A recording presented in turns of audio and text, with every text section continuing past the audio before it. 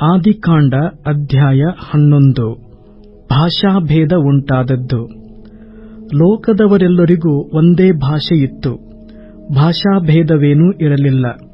ಅವರು ಪೂರ್ವ ದಿಕ್ಕಿಗೆ ಮುಂದೆ ಮುಂದೆ ಪ್ರಯಾಣ ಮಾಡುತ್ತಿರುವಾಗ ಶಿನಾರ್ ದೇಶದಲ್ಲಿ ಬಯಲು ಸೀಮೆ ಸಿಕ್ಕಲು ಅಲ್ಲೇ ವಾಸ ಮಾಡಿಕೊಂಡು ತಮ್ಮೊಳಗೆ, ಬನ್ನಿ, ಒಳ್ಳೊಳ್ಳೆ ಸುಟ್ಟ ಇಟ್ಟಿಗೆಗಳನ್ನು ಮಾಡೋಣ, ಒಂದು ಪಟ್ಟಣವನ್ನೂ ಆಕಾಶವನ್ನು ಮುಟ್ಟುವ ಗೋಪುರವನ್ನೂ ಕಟ್ಟಿ ದೊಡ್ಡ ಹೆಸರನ್ನು ಪಡೆಯೋಣ.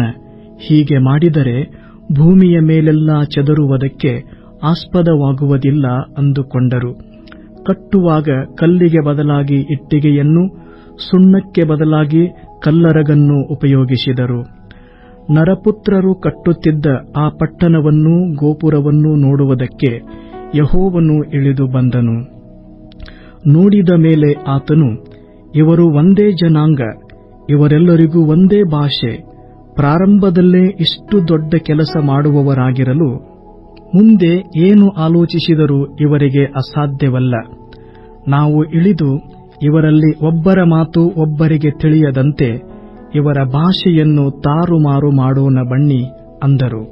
ಹಾಗೆಯೇ ಮಾಡಿ ಯೆಹೋವನು ಅವರನ್ನು ಅಲ್ಲಿಂದ ಭೂಲೋಕದಲ್ಲೆಲ್ಲ ಚದರಿಸಿದನು. ಅವರು ಆ ಪಟ್ಟಣ ಕಟ್ಟುವುದನ್ನು ನಿಲ್ಲಿಸಿಬಿಟ್ಟರು. ಸಮಸ್ತ ಲೋಕದ ಭಾಷೆಯನ್ನು ಯೆಹೋವನು ಅಲ್ಲಿ ತಾರುಮಾರು ಮಾಡಿ ಅವರನ್ನು ಅಲ್ಲಿಂದ ಭೂಲೋಕದಲ್ಲೆಲ್ಲ ಚದರಿಸಿದ್ದರಿಂದ ಆ ಪಟ್ಟಣಕ್ಕೆ ಬಾಬೆಲ್ ಎಂಬ ಹೆಸರಾಯಿತು.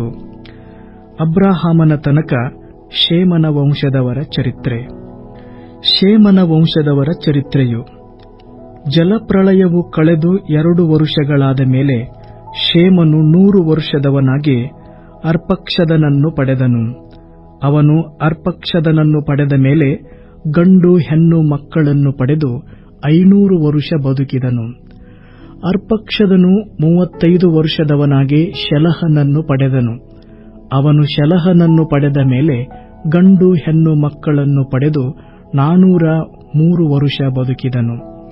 ಶೆಲಹನು 30 ವರ್ಷದವನಾಗಿ ಎಬರನನ್ನು ಪಡೆದನು. ಅವನು ಎಬರನನ್ನು ಪಡೆದ ಮೇಲೆ ಗಂಡು ಹೆಣ್ಣು ಮಕ್ಕಳನ್ನು ಪಡೆದು 403 ವರುಷ ಬದುಕಿದನು. ಎಬರನು 34 ವರ್ಷದವನಾಗಿ ಪೆಲೆಗನನ್ನು ಪಡೆದನು. ಅವನು ಪೆಲೆಗನನ್ನು ಪಡೆದ ಮೇಲೆ ಗಂಡು ಹೆಣ್ಣು ಮಕ್ಕಳನ್ನು ಪಡೆದು 430 ವರುಷ ಬದುಕಿದನು. ಪೆಲೆಗನು 30 ವರ್ಷದವನಾಗಿ ರೆಗೂವನನ್ನು ಪಡೆದನು. ಅವನು ರೆಗೂವನನ್ನು ಪಡೆದ ಮೇಲೆ ಗಂಡು ಹೆಣ್ಣು ಮಕ್ಕಳನ್ನು ಪಡೆದು 209 ವರುಷ ಬದುಕಿದನು. ರೆಗೂವನು 32 ವರ್ಷದವನಾಗಿ ಶರೂಗನನ್ನು ಪಡೆದನು. ಅವನು ಶರೂಗನನ್ನು ಪಡೆದ ಮೇಲೆ ಗಂಡು ಹೆಣ್ಣು ಮಕ್ಕಳನ್ನು ಪಡೆದು 207 ವರುಷ ಬದುಕಿದನು. ಶರೂಗನು 30 ವರ್ಷದವನಾಗಿ ನಾಹೋರನನ್ನು ಪಡೆದನು. ಅವನು ನಾಹೋರನನ್ನು ಪಡೆದ ಮೇಲೆ ಗಂಡು ಹೆಣ್ಣು ಮಕ್ಕಳನ್ನು ಪಡೆದು 800 ವರುಷ ಬದುಕಿದನು. ನಾಹೋರನು 29 ವರ್ಷದವನಾಗಿ ತೆರಹನನ್ನು ಪಡೆದನು.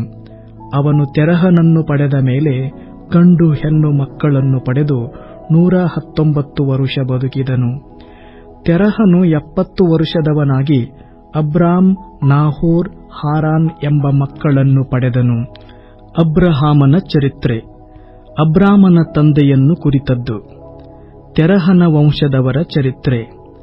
ತೆರಹನು ಅಬ್ರಾಮ್, ನಾಹೋರ್, ಹಾರಾನರನ್ನು ಪಡೆದನು. ಹಾರಾನನು ಲೋಟನನ್ನು ಪಡೆದನು.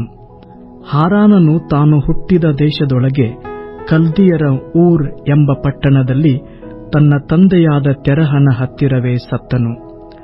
ಅಬ್ರಾಮನು ನಾಹೋರನು ಮದುವೆ ಮಾಡಿಕೊಂಡರು. ಅಬ್ರಾಮನ ಹೆಂಡತಿಯ ಹೆಸರು ಸಾರಯಳು. ನಾಹೋರನ ಹೆಂಡತಿಯ ಹೆಸರು ಮಿಲ್ಕಾ. ಈಕೆಯು ಹಾರಾನನ ಮಗಳು. ಹಾರಾನನು ಮಿಲ್ಕಳಿಗೂ ಇಸ್ಕಳಿಗೂ ತಂದೆ. ಸಾರಯಳು ಬಂಜೆಯಾಗಿದ್ದರಿಂದ ಆಕೆಗೆ ಮಕ್ಕಳಿರಲಿಲ್ಲ.